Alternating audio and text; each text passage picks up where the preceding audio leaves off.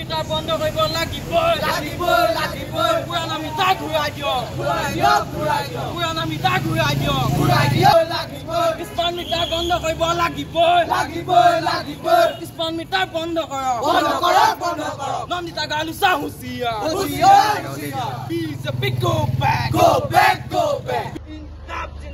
জিন্দাবাদ বিজেপি চৰকাৰ দাদাগিৰি নচলিব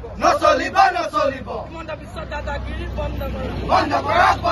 হিমন্ত বিশ্ব দাদাগিৰি নচলিব পূৰ্বৰ পৰা কৈছো যে অসমত আচলতে স্মাৰ্ট মিটাৰ বন্ধ হ'ব লাগে এই বিজেপি চৰকাৰখনে কিন্তু স্মাৰ্ট মিটাৰ অসমৰ ৰাইজক জুজবস্তি জাপি দিছে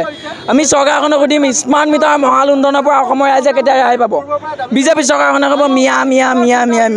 আমি সুধিম অসমৰ ৰাইজে টোলগেটৰ মাধমাৰ পৰা কেতিয়া ৰক্ষা হ'ব সেই বিজেপি চৰকাৰখনে ক'ব মিয়া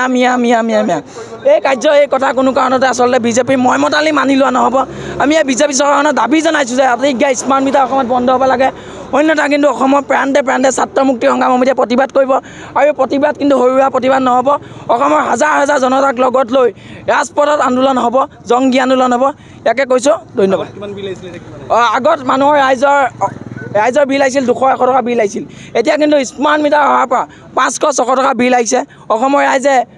বিল দিব পৰা নাই অসমৰ ৰাইজে মূৰে কপালে হাত দিছে ইফালে মূল্যবৃদ্ধি আছেই মূল্যবৃদ্ধিৰ দাম কিমান হৈছে গম পাইছে অত্যাৱশ্যকীয় সামগ্ৰীকে ধৰি জীৱনদায়িনী ঔষধৰ দাম বৃদ্ধি পাইছে